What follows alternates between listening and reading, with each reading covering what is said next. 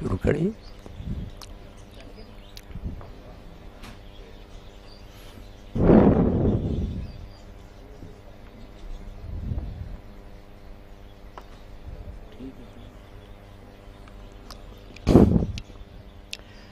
الحمدللہ رب العالمین وصلی اللہ تعالی علی عبد اللہ ورسولہ خاتم النبیین سیدنا و نبینا و مولانا محمد و آلہ و اصحابہ اجمعین. اما بعد، واجب الاحترام سامعین کرام، آج سے کئی سو سال پہلے ترکی میں عالم اسلام کی ایک عظیم شخصیت ہوئی ہے. سارے پڑھے لکھے لوگ ان کے نام سے متعارف ہیں. مولانا جلال الدین رومی رحمۃ اللہ علیہ، مولانا روم کہہ دیتے ہیں. تو مولانا روم رحمۃ اللہ علیہ نے ایک چھوٹی سی حکایت بیان فرمائی ہے جو میرے درس سے متعلق ہے اور جس سے میرا مضمون آپ کی نگاہ میں آ جائے گا. رومی فرماتے ہیں: دی شیخ با چراغ ہمی گشت گرد شہر کز دام و دد ملول مو انسان مارزوس. کہ کل دن کے وقت، ذرا منظر اپنے سامنے لائیں کہ دن کا وقت ہے، ایک بوڑھا آدمی جس کی عمر گزر گئی ہے، دی شیخ با چراغ ہمی گشت گرد شہر، ہاتھ میں اس نے دیا لیا ہوا، دن کے وقت چراغ ہاتھ میں لے کر گھوم رہا ہے. کز دام و دد ملول مو انسان مارزوس، اور کہہ رہا کہ یہ درندے اور چار پائے جو ہیں نا، میں ان سے تنگ آ گیا ہوں، میں کسی انسان کی تلاش میں ہوں. توجہ طلب بات ہے، آپ سے 600-700 سال پہلے شہر آباد ہے، بازاروں میں گہما گہمی ہے، مگر بوڑھا جس کی عمر گزر گئی وہ ہاتھ میں چراغ لیے ڈھونڈ رہا ہے کہ یہ درندے اور چار پائے ہیں، میں کسی انسان کی تلاش میں ہوں. از ہم رہانے سست عناصر دلم گرفت شعر خدا اور رست میں دستان مارزوس. ان نکمے ساتھیوں سے میں اکتا گیا ہوں، مجھے علی مرتضیٰ جیسے اور رستم جیسے بہادر ساتھیوں کی ضرورت ہے. تو رومی کہتے ہیں میں نے کہا اس سے بوڑھے سے، گفتم کہ یافت مینا شود جستا اما، ایسا آدمی تو ہم نے بھی ڈھونڈا ہے، عمر گزر گئی ہے، نہیں ملتا. ایسا انسان جو تم تلاش کر رہے ہو نا، ہم بھی تلاش کر کے تھک گئے، نہیں ملتا. گفتان کہ یافت مینا شودان مارزوس، اس نے کہا وہی انسان جو عام نہیں نہ ملتا، میں اس کو تلاش کر رہا ہوں. یہ بات جو مولانا روم رحمۃ اللہ علیہ نے کہی، بالکل قرآن یہی بات کہتا ہے. مجھے اور آپ کو اگر کہا جائے کہ آپ انسان نہیں ہیں، گدھے ہیں، کتے ہیں، کوئی اور جانور ہے، کتنی اپنی توہین سمجھیں گی. مگر یقین جانیں قرآن مجید نے ایسے لوگوں کی مثال کتے سے اور گدھے سے دی ہے جن کے پاس اللہ کی کتاب ہے، وہ ایک صاحب شریعت نبی کی امت ہیں، مگر ان کا کردار ایسا ہے کہ قرآن نے انہیں انسان نہیں مانا. ہمارا بھی اصل مسئلہ جو ہے نا، ٹریجڈی وہ یہی ہے کہ ہم سمجھتے ہیں کہ یہ دو ٹانگوں والے جو پھر رہے ہیں یہ انسان ہے. این کے می بینی خلاف آدمند نیست آدم خلاف آدمند. فرماتے جی تمہیں جو نظر آ رہا ہے نا، یہ انسان نہیں ہے، انسان کا غلاف ہے، شکل انسان کی ہے، ان میں انسانیت نام کی کوئی چیز نہیں ہے. آپ قرآن مجید میں سورہ الجمعہ دیکھیں، اہل کتاب کے بارے میں اللہ فرماتا ہے جو بنی اسرائیل ہے، موسیٰ علیہ السلام کی امت ہے اور بڑی اللہ کی چہیتی اور لاڈلی امت ہے. اللہ نے صحرائے سینا میں ان کے لیے پتھروں سے چشمے نکالے، اوپر کوئی سائبان نہیں تھے تو بادلوں کا سایہ کیا، خوراک کے لیے من اور سلوہ نازل کیا. مگر ان کی مثال قرآن دیتا ہے جو انبیاء کو مانتے تھے اور ان میں لگاتار نبی آئے. مثل الذین حملوا التوراۃ ثم لم یحملوها کمثل الحمار یحمل اسفار. اللہ فرماتا اب یہ انسان نہیں ہے، شکلیں ان کی انسان کی ہیں، ان کی حالت بالکل گدھوں جیسی ہے. اور دوسری جگہ فرمایا مثل کمثل کلب. یہ آپ پوری دنیا میں آپ دیکھ لیں، کروڑوں اربوں ہم کہتے ہیں انسان بہت نایاب ہے، انسان نہیں مل رہا. انسان پیدا کرنے کا کام دنیا میں صرف انبیاء علیہ السلام نے سر انجام دیا. ہماری بدقسمتی ہے کہ اب ہم احساس کتری کا شکار ہو گئے. دیکھتے ہیں چکا چوند یورپ کی تو کہتے ہیں وہ آسمان پر پہنچ گئے، انہوں نے یہ چیزیں بھی تحسین کے قابل ہیں. کوئی ان کی تحقیر نہیں کرنی چاہیے، بڑے کارنامے ہیں جو بھی یہ چیزیں ایجاد کریں انسانیت کی بھلائی کے، ان کا بڑا کارنامہ ہے۔ مگر یہ بات آپ ضرور سوچیں اور اس پر غور کریں کہ انسان ان لوگوں سے نہیں بن سکا۔ اتنے یونیورسٹیاں اور کالجز ہیں، ہر محلے اور گلی میں اسکول کھول گئے، مگر جتنی کرپشن اور جتنی بدماشی اس دور میں پھیلی ہے پڑھے لکھے لوگوں کی، آپ کہتے ہیں شرح خواندگی کم ہے، حالانکہ یہ کارپوریشنوں کے چیئرمین جو ہیں پکڑے تو وہ جاتے ہیں، کرپشن وہ کرتے ہیں کروڑوں اربوں کی، ان کے پاس سب سے بڑی بڑی ڈگریاں ہیں، مگر انسانیت نہیں ہے۔ انسان دنیا میں صرف ایک گروہ نے پیدا کی ہے اور وہ جماعت انبیاء علیہ السلام کی جماعت ہے۔ انہوں نے ایجاد نہیں کوئی کی، یہ ٹھیک ہے، مگر انسان انہوں نے تیار کیے ہیں جو صرف شکل کے لحاظ سے انسان نہیں تھے، سچ مچ ان میں انسانیت تھی۔ اس کے نمونے ایسے تاریخ میں محفوظ ہیں جس میں شک بھی نہیں کیا جا سکتا کہ اس زمین پر وہ چلتے پھرتے فرشتے تھے، بنے ہوئے خاک کے تھے، مگر ایسے اعلیٰ اور ایسے بلند تھے کہ معلوم ہوتا تھا زمین پر فرشتے اتر آئے۔ تو اسی کو قرآن مجید کہتا ہے کہ کبھی دیکھنے میں لوگ انسان ہی نظر آتے ہیں مگر انسان نہیں ہوتے، مثل کا مثل الکلب، کتے ہوتے ہیں، کبھی کہتا وہ گدھے ہوتے ہیں، اور کبھی یہ بھی بات کہی اولئک کالانعام بل ھم اضل، وہ چار پائے ہوتے ہیں بن کے، ان سے بھی گئے گزرے، جانوروں سے بھی اللہ تعالیٰ نے بدتر کہا۔ یہ ہم ہی میں سے دیکھنے میں سوٹڈ بوٹڈ ہیں، کاروں میں گھوم رہے ہیں، کوٹھیوں میں رہ رہے ہیں، مگر انسان نہیں ہے۔ اللہ کہتا ہے یا گدھے ہیں یا کتے ہیں یا چار پاؤں سے بدتر ہے۔ انسانیت نام کی ان میں کوئی شے نہیں۔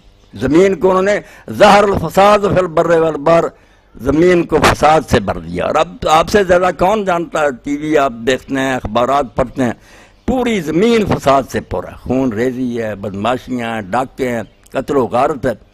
پڑھے لکھے ہونے کے باوجود انسانیت نہیں ان میں آئی۔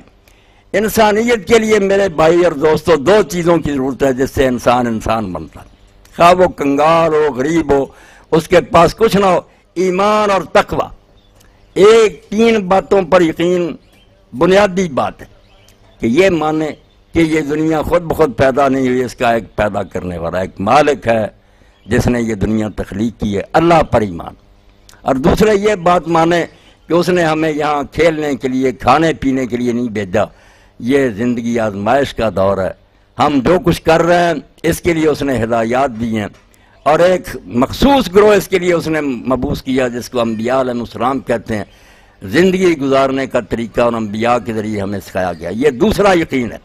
اور تیسری بات یہ کہ زندگی کا سلسلہ مرنے سے ختم نہیں ہو جاتا، موت کے بعد ہم ایک وسیع دنیا میں پہنچ جاتے ہیں، عالم آخرت۔ یہ تین بنیادی عقیدے ہیں جن کے ذہن میں پیدا کیے بغیر انسانیت نہیں آ سکتی۔ آپ ہر شخص کو پی ایچ ڈی کرا دینا اور ہر شخص کوٹھی اور بنگلے میں رہنا شروع کرے، کبھی انسان نہیں بنیں گے، ہو سکتا ہے اس سے زیادہ بدماش بن جائیں، نیکی نہیں آئے گی۔ یہ تین عقیدے فنڈامنٹلز جو ہے کہ آدمی مانے کہ میرا ایک مالک ہے، یا اس نے جب میں بھیجا میرے لیے ایک ضابطہ مقرر کیا، اور موت کے بعد میری زندگی میں کیے ہوئے اعمال کا نتیجہ میرے سامنے آئے گا۔ یہ تین اساسیات ہیں، ایسے بنیادی عقیدے ہیں جب ذہن میں بیٹھ جاتے ہیں تو انسان بن ہی کچھ اور جاتا ہے۔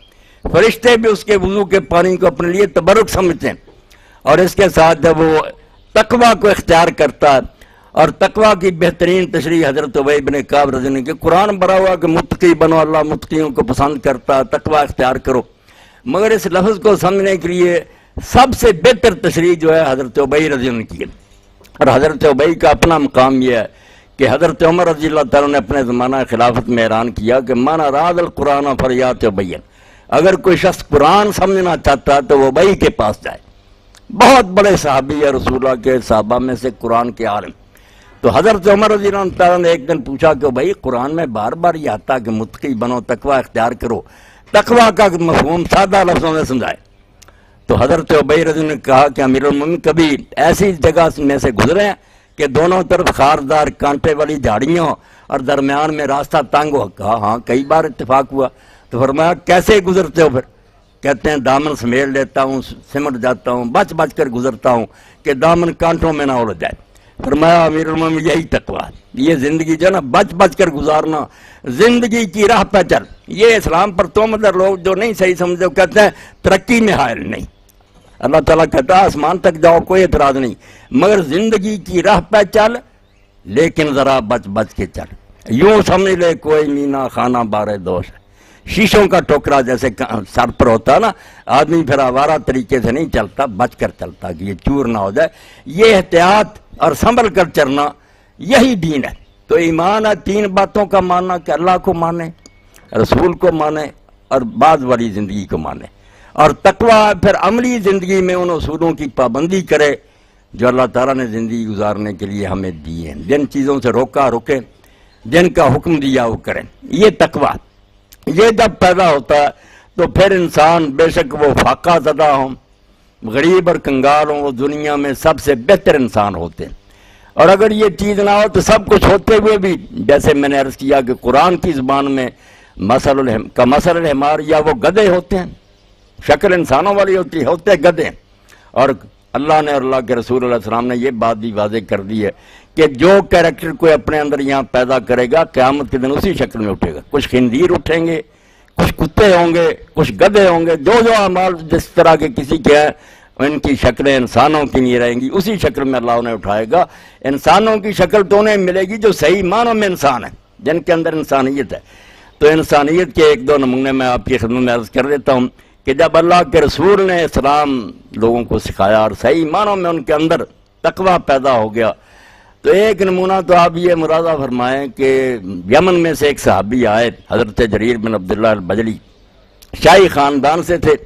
رسول کریم علیہ السلام کو اطلاع ہو گئی تھی کہ جریر آ رہا ہے۔ آپ نے خطبے میں اعلان فرمایا کہ ابھی آپ لوگوں کے سامنے ایک شخص آ رہا ہے جس کی پیشانی پر بادشاہت کا نور چمکتا۔ جب وہ حضرت جریر آئے، آپ نے خطبہ چھوڑا، کرسی منگوائی، نیچے تشریف لے آئے، ان سے باتیں کرتے رہے۔ تو بیعت جب لی رسول کریم علیہ السلام نے، جو میں نے عرض کیا کہ انسان تیار کیے، نبی جو انسان تیار کرنے کا کام کرتے ہیں، امیر نہیں بناتے، کوئی ایجادیں نہیں کرتے، انسان دنیا کو دیتے ہیں۔ تو حضرت جریر رضی اللہ عنہ سے تین باتیں آپ نے منوائی کہ نماز ادا کرنا، زکوٰۃ دینا، والنصح لکل مسلم، اور ہر مسلمان کی خیر خواہی کرنا، کسی مسلمان کے ساتھ بدخواہی نہیں کرنا، ایسا سلوک نہیں کرنا جو تم اپنے لیے پسند نہیں کرتے۔ اب رسول کریم علیہ السلام کے بعد لوگوں نے یہ دیکھا کہ حضرت جریر رضی اللہ عنہ کا غلام جنگل میں گھوم رہا تھا۔ ایک دیہاتی آدمی نے کہا کہ بھائی مجھے گھوڑے کی ضرورت ہے۔ انہوں نے کہا میرے مالک کے پاس ہے۔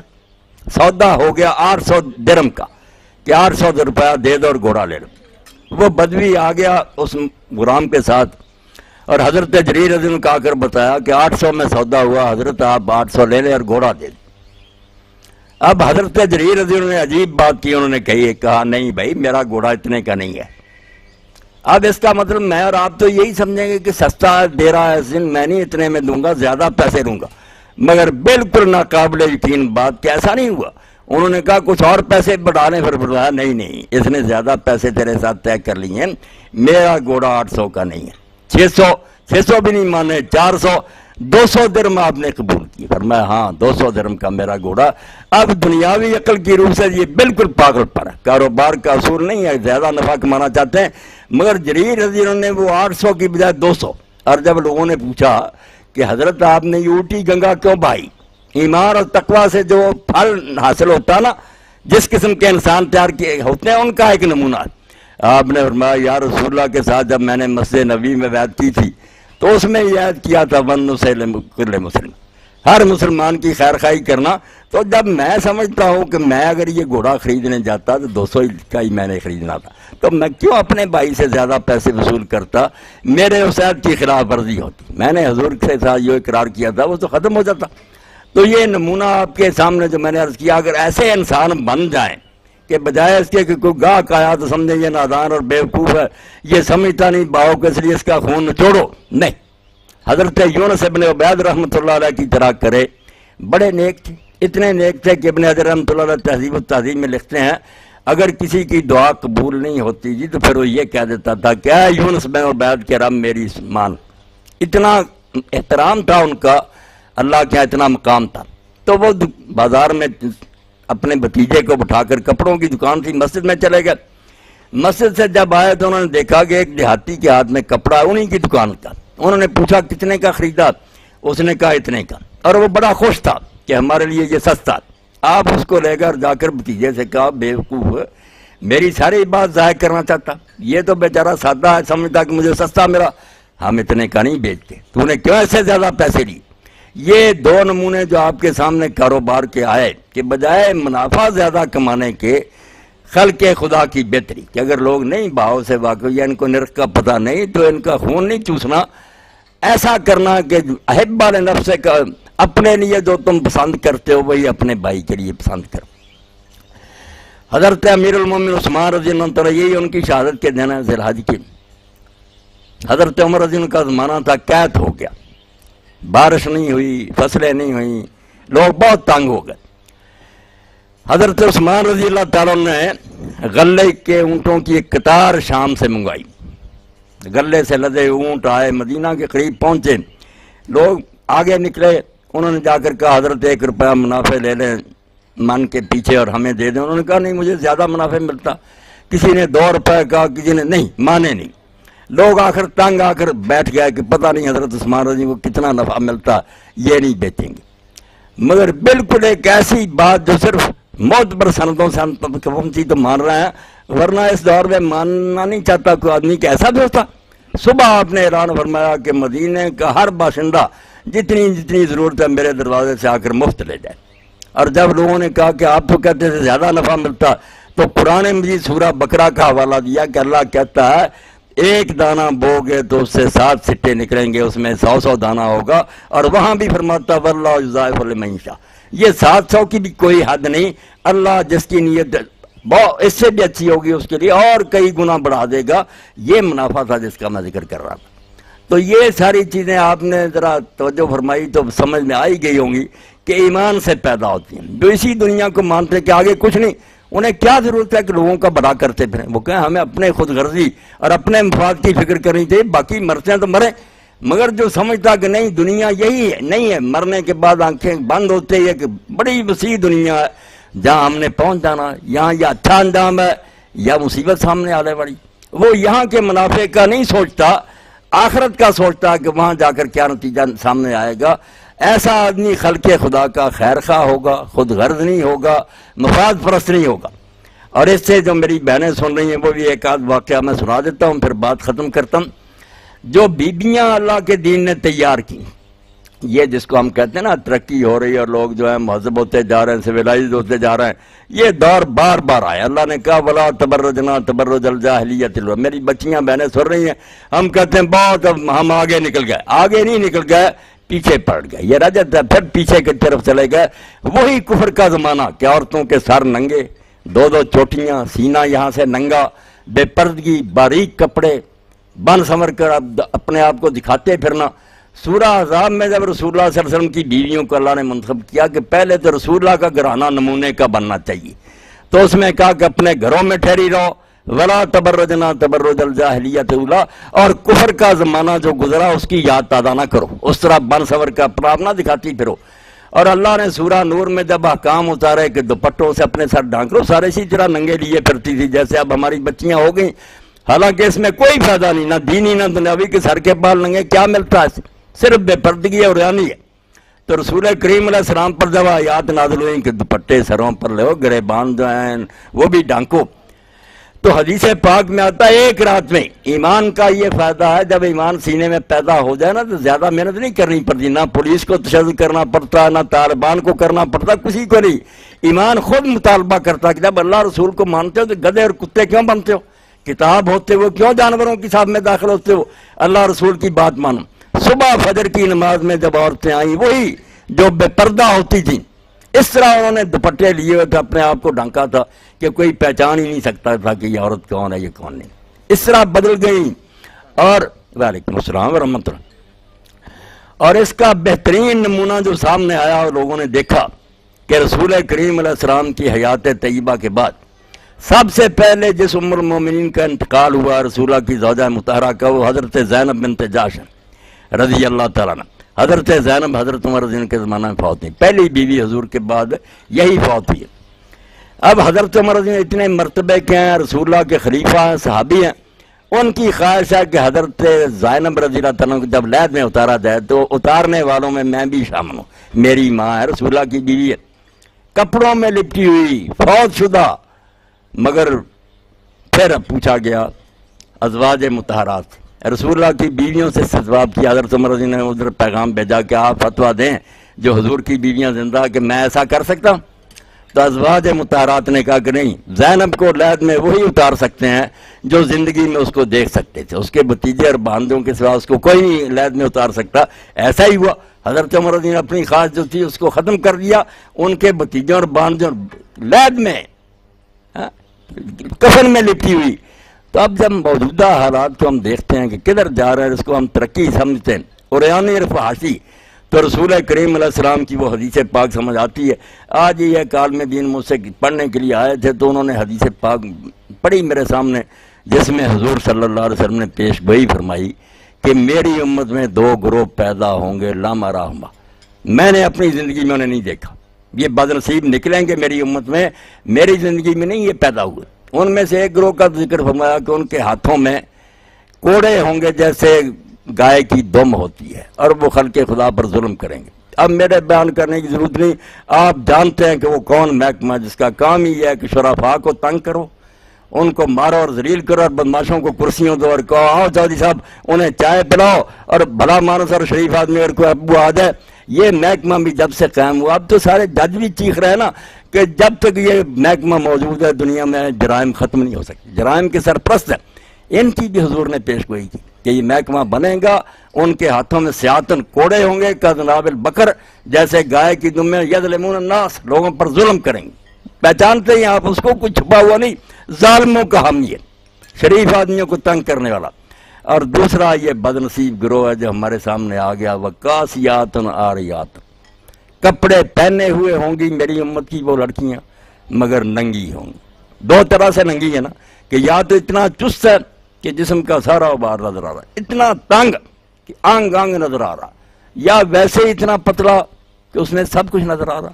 ممیلاتن مائلاتن، فرمایا اپنی حرکتوں سے، اپنے لباس سے وہ خواہ مخواہ لوگوں کو اپنی طرف متوجہ کریں گے۔ جو نہیں بھی دیکھنا چاہتا وہ ان کی اٹکھیلیاں دیکھ کر، عجیب و غریب لباس دیکھ کر ضرور توجہ کرے گا۔ رؤوسہن کاسنمۃ البخت المائلہ، اور ان کے سروں پر جو ہوں گے نا چونڈے وغیرہ اور جو انہوں نے اوپر رکھے ہوں گے وہ ایسے ہوگا جیسے بختی اونٹوں کی کوہانے۔ یہ میں اپنی بیٹیوں بہنوں سب میں دیکھ رہا ہوں، میرے گھر میں بھی ہو رہا، دوسروں میں ہو رہا، مگر اللہ کے رسول نے فرمایا کہ لا یجدن ریح الجنہ، جنت کی خوشبو 500 سال کا فاصلہ ہوگا نا وہاں تک جاتی ہے، لوگ وہ خوشبو محسوس کرتے ہیں، مگر ایسی عورتیں جنت کی خوشبو بھی نہیں پائیں گی جو ایسا رویہ اختیار کریں گے۔ اتنے باریک اور تنگ لباس، آپ نے فرمایا وہ جنت کی خوشبو تک بھی نہیں پا سکیں، جنت میں جانا تو گزارا۔ اسی لیے حضرت عائشہ رضی اللہ تعالیٰ عنہ کی خدمت میں شام سے کچھ عورتیں آئیں، تھی مسلم ہی مگر بگاڑ شروع ہو گیا تھا۔ حضرت عائشہ رضی اللہ عنہ سے آ کے ملی، سلام کا، آپ نے سلام کا جواب نہیں دیا۔ انہوں نے کہا ماں ہم شام سے آئی ہیں ملنے کے لیے کہ آپ حضور کی بیوی ہماری ماں، آپ نے سلام ہی نہیں ہمارا قبول کیا۔ فرمایا تو مسلمان عورتیں؟ انہوں نے کہا ہاں مسلم۔ فرمایا مسلمان عورتوں کا یہ لباس نہیں، یہ باریک لباس اور ایسے باریک دوپٹے، یہ اسلام نہیں اس کی اجازت دیتا۔ اب میں کہہ تو رہا ہوں مگر آپ بھی حیران ہوں گے، میں بھی، کہ اس دور میں ہمیں کہتے ہیں کہ یہ فرسودہ ہے، بنیاد پرست، کیا کریں؟ جو شروع میں نے کہا کہ قرآن نے اہل کتاب کو کہا کمثل الکلب، کہ ان کی حالت کتے کی ہے، کہ کتاب ہے عمل نہیں کرتے، کمثل الحمار، گدھے ہیں، کتابیں لدی ہوئی ہیں، قرآن مجید ہر محفل میں پڑھا جاتا، تلاوت ہو رہی ہے، قرات کے مقابلے ہو رہے ہیں، انعام تقسیم ہو رہے ہیں، کوئی فوت ہو جاتا تلاوت قرآن ہوگی جی میت کو بخشیں۔ بالکل حالت وہ ہوگی جو علامہ اقبال رحمۃ اللہ علیہ نے فرمایا، سچ ہے یہ، با یا تستزیں کار نداری کیا یاسین ہوا آساں و میری، کہ قرآن کے ساتھ قرآن کے ساتھ تیرا اور کوئی تعلق ہے مسلمان باقی نہیں رہا، صرف اتنا ہے کہ جب مرنے کا وقت آتا تو بلا دیتے ہو کہ یاسین اس کے سرانے پڑھو تاکہ جلدی سے اس کی جان نکل جائے۔ یہ مارنے کا ایک نسخہ بنا رکھا، زندگی بھر نہ پڑھتے ہیں، نہ سمجھتے ہیں، نہ اس پر عمل کرتے ہیں۔ تو ایسے ہی لوگ ہیں جن کے بارے میں نے شروع کلام میں یہ بات کہی کہ رومی کہتے ہیں بوڑھا آدمی چراغ ہاتھ میں لے کر دن دہاڑے بازاروں میں گھوم رہا تھا کہ یہ جانور اور چار پائے ہیں بھرے ہوئے بازاروں میں، کوئی انسان نہیں ملتا۔ انسان وہی تھے جن کے کچھ نمونے میں نے آپ کی خدمت میں عرض کر دیے، اور آپ آدم علیہ السلام سے لے کر آج تک دیکھ لیں، ہر کام جو ہے اس میں ترقی لوگ کر سکتے ہیں، ایجادیں اعلیٰ سے اعلیٰ کر سکتے ہیں، مگر آپ نے یہ بھی پڑھا کہ نیو یارک جیسے شہر میں تھوڑی دیر کے لیے بجلی گئی، چوریاں چوریاں، ڈاکی ڈاکی، کہیں کوئی تہذیب نہیں، کوئی انسانیت نہیں۔ تہذیب اور انسانیت صرف ایمان اور تقوی سے پیدا ہوتی ہے کہ آدمی مانے مجھے خدا دیکھ رہا ہے، میں نے اس کو حساب دینا ہے، اور میری زندگی جو ہے یہ جانوروں کی طرح نہیں کہ جیسے چاہوں گزاروں، میرے لیے اللہ نے ایک رسول ہادی اور رہبر مقرر کر کے بھیجا۔ یہ تین بنیادی عقیدے مانے اور پھر اس کے بعد بچ بچ کر اپنی زندگی احتیاط کے ساتھ گزارے، پھر زمین جانوروں سے نہیں انشاءاللہ فرشتوں سے بھر جائے گی، اور زمین کے رہنے والے جنت سے پہلے اس دنیا میں جنت کا مزہ پائیں گے۔ اور ایسا ہی دور اللہ کے رسول علیہ السلام نے، ان کے صحابہ نے ہمارے سامنے پیش کیا، تاریخ اس کی گواہی دیتی ہے۔ اور اسی لیے سید قطب رحمۃ اللہ علیہ کی بات جو ہے یہ سونے کے حرفوں سے لکھنے کے قابل ہے کہ محمد ابن عبداللہ صلی اللہ علیہ وسلم آپ کی اصل کامیابی یہ نہیں ہے کہ آپ قرآن جیسی کتاب دے گئے، بلکہ اصل کامیابی یہ ہے کہ جب آپ رخصت ہوئے تو عرب کی سرزمین میں لاکھوں چلتے پھرتے قرآن چھوڑ کر گئے۔ جتنے انسان تھے نا وہ سر سے پاؤں تک قرآن کے سانچے میں ڈل گئے تھے، ان کا بولنا، ان کا کھانا، کمانا، رہنا سہنا، لوگوں سے برتاؤ سب قرآن کے مطابق تھا۔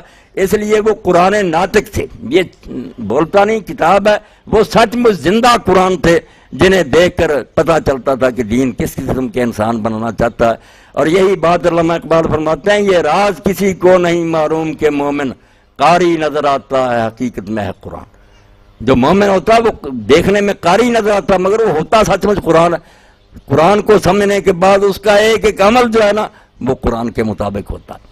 اور پھر اس موقع پر وہ اس قسم کا نمونہ پیش کرتا ہے۔ حضرت معاذ بن جبل رسول کریم علیہ السلام کے صحابہ میں سے بہت عظیم صحابی، یمن کا گورنر بنا کر آپ نے اپنے دور میں بھیجا۔ بعد میں حضرت عمر رضی اللہ عنہ نے بھی ان کے ذمہ کچھ کام لگایا۔ جب وہ واپس آئے تو ان کی بیوی نے کہا کہ معاذ تم گئے تھے کچھ کما کر لائے ہو؟ انہوں نے کہا کمانا کیا تھا، عمر نے میرے ساتھ ایک ضابط مقرر کر دیا تھا، نگران بھیج دیا تھا، میں نہیں کوئی ہیرا پھیری کر سکا۔ اب وہ عورت تھی، اس نے کہا عمر ان کو اگر اتنی بے اعتباری تھی آپ کے بارے میں تو اس نے بھیجا ہی کیوں تھا؟ اگر ضابط ہی ساتھ بھیجنا تھا کیوں آپ کو یہ کام سونپا تھا؟ حضرت عمر رضی اللہ عنہ کو جب اطلاع ہوئی تو انہوں نے کہا معاذ یار تو نے مجھے بدنام کیا، میں تیرے ساتھ کون نگران بھیجا تھا؟ انہوں نے کہا حضور آپ بھی سادہ ہیں۔ وہ عورت کو ٹالنے کے لیے میں نے کہہ دیا ضابط تو ہر وقت ساتھ ہے، آپ نے کیا بھیجنا تھا؟ اللہ کی بات میں نے کی تھی کہ اللہ نگرانی کر رہا، وہ دیکھ رہا ہے۔ اس لیے مومن کسی حال میں خدا کی شریعت کے خلاف قدم نہیں اٹھا سکتا۔ یہ وہ اصل کارنامہ ہے جس کی وجہ سے رسول کریم علیہ السلام کے بارے میں اللہ فرماتا ہے کہ اللہ اور اس کے فرشتے حضور پر صلوات بھیجتے ہیں۔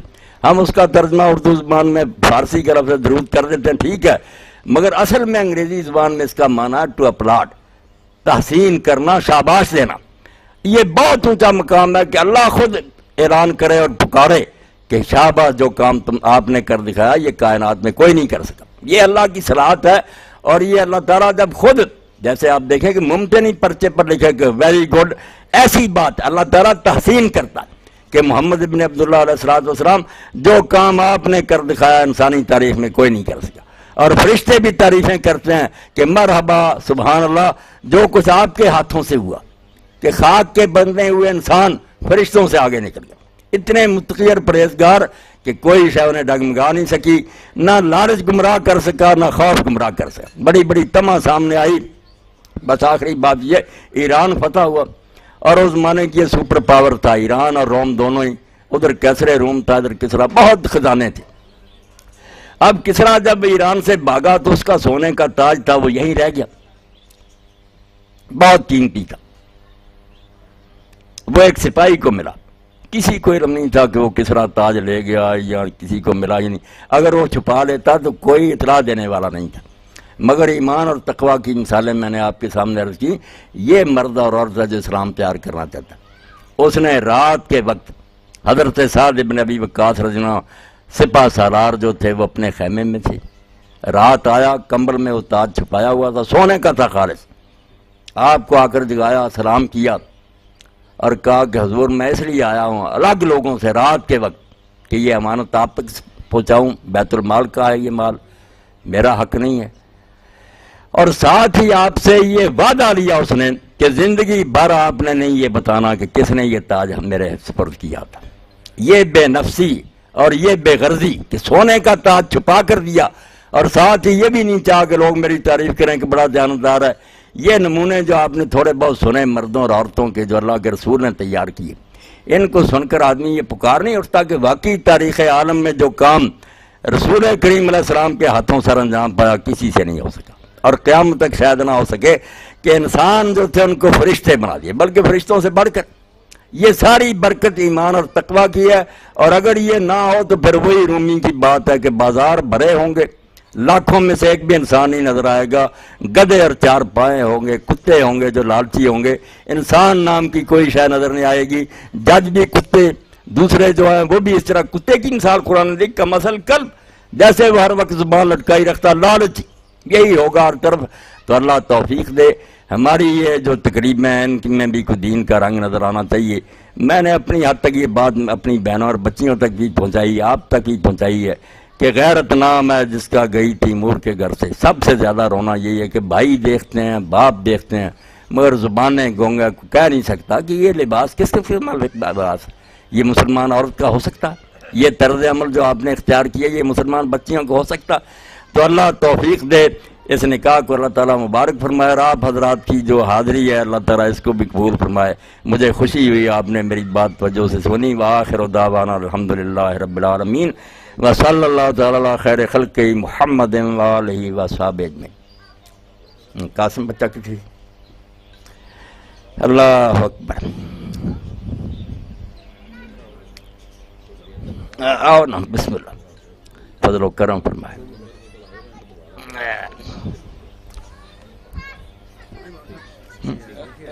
تو سانی سی بہنا بہ دین دے نہ ہے اللہ۔ اچھا خطبہ نکاح پڑھ لوں۔ ان الحمد للہ نحمدہ ونستعینہ ونستغفرہ ونعوذ باللہ من شرور انفسنا ومن سیئات اعمالنا، من يهده الله فلا مضل له ومن يضلل فلا هادي له، واشهد ان لا اله الا الله وحده لا شريك له، واشهد ان محمدا عبده ورسوله صلی اللہ تعالی علیہ وعلی آلہ وصحبہ وبارک وسلم۔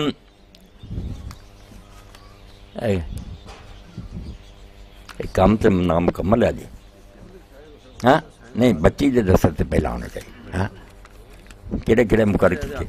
نہیں قاسم نے کچھ نہیں اجا کر ایجاب سے ہوئے سعود احمد مسعود احمد صاحب تے محمود اکبر تے جاوید، یہ تین بندے جڑے نا یہ جانے چاہیے۔ بچی نے دس کے نا سارا میں دس کرا کے لیا ایجاب ہوئے تو قبول کرائیے۔ ہاں پہلا بچی کی طرف منظوری تو ہوئے، ہاں دستخط کرا کے لاؤ نا۔ نہیں بے شک پہلا ہی کرا لیں گے، مگر بچی کی طرف بچی آپ صاحب اجازت دے تو دیئے نا۔ بسم اللہ۔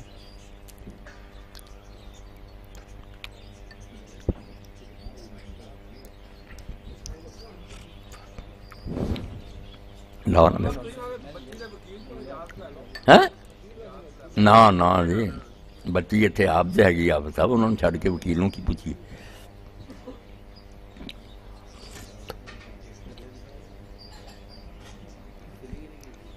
ہاں جی وکیل وغیرہ تو جڑے مشیر ہی ہوندے نا اصل تے زوجین خاون بیوی۔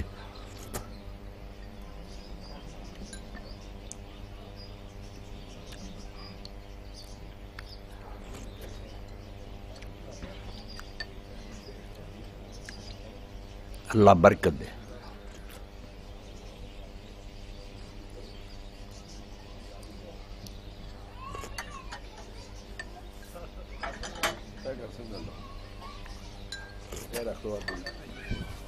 بالکل دند ہے نہیں گرے دند ہے۔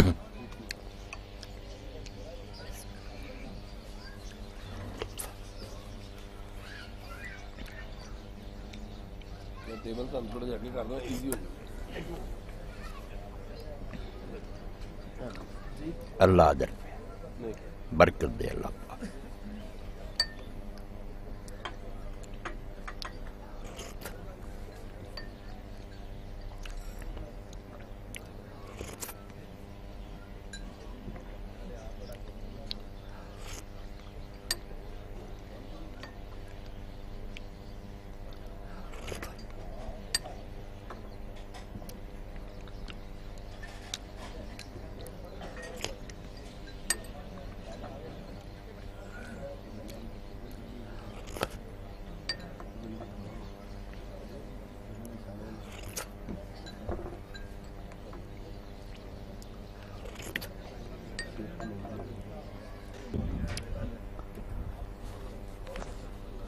بالکل ٹھیک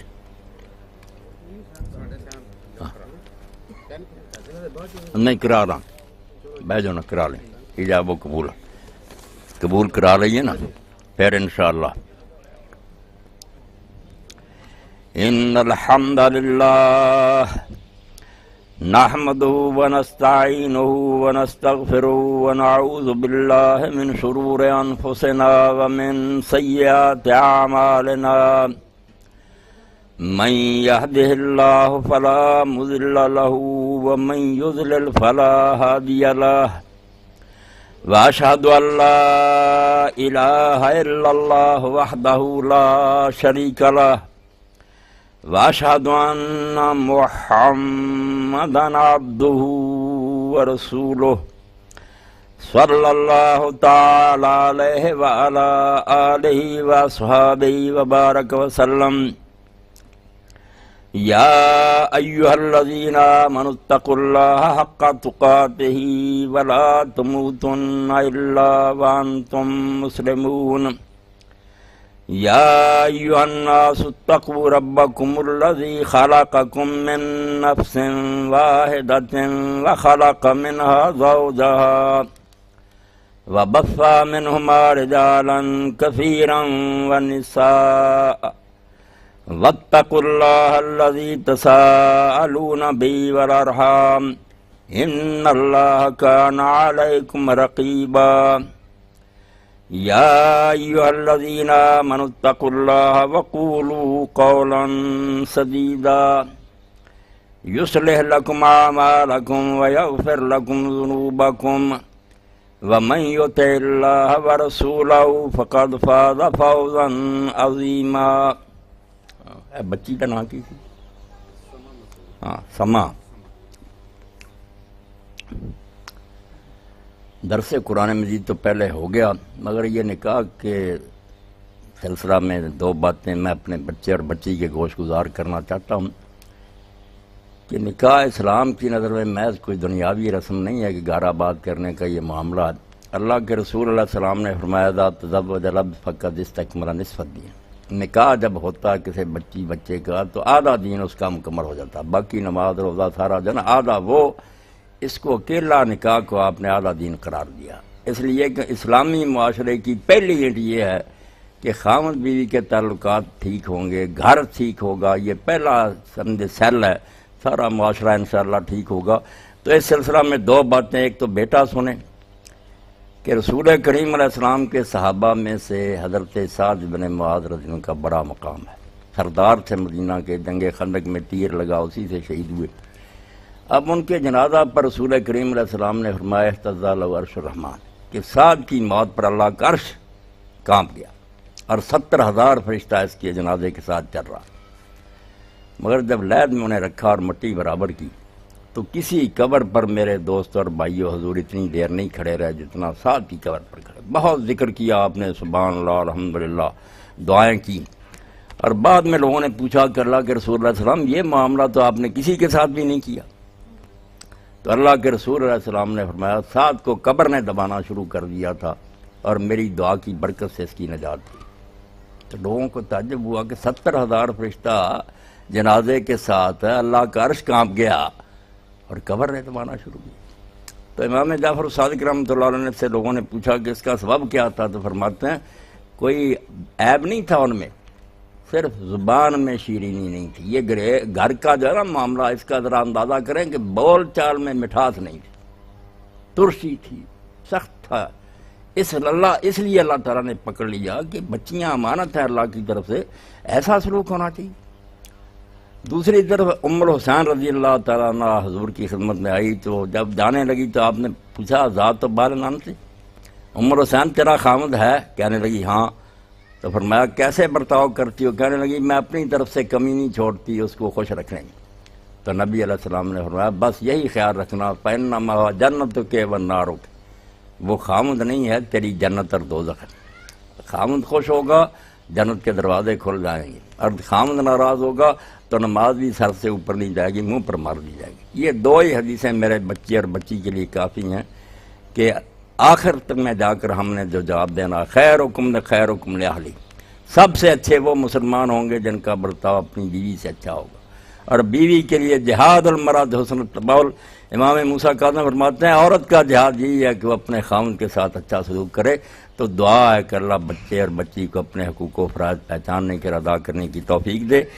بیٹا محمد قاسم، میں نے تیرا نکاح گواہوں کی موجودگی میں سما مسعود میاں مسعود احمد صاحب کی بیٹی کے ساتھ اے ولد لکھ لیا بھائی، بہت غلط لکھا، 50 توڑے سونا حق مہر کر کے کر دیا، تو نے یہ نکاح قبول کیا؟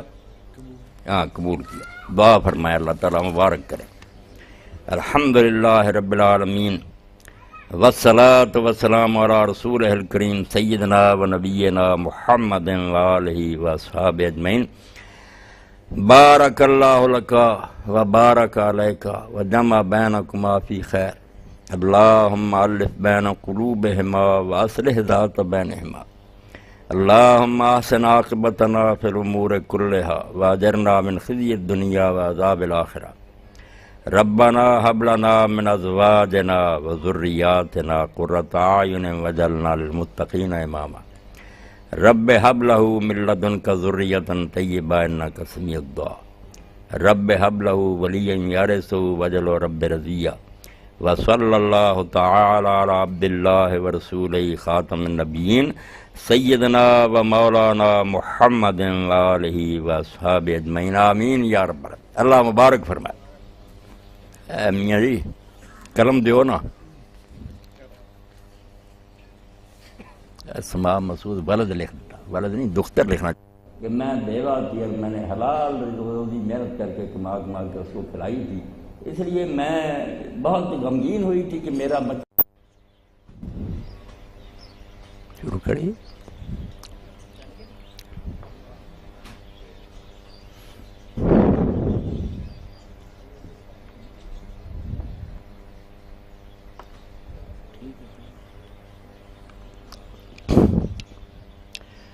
الحمدللہ رب العالمین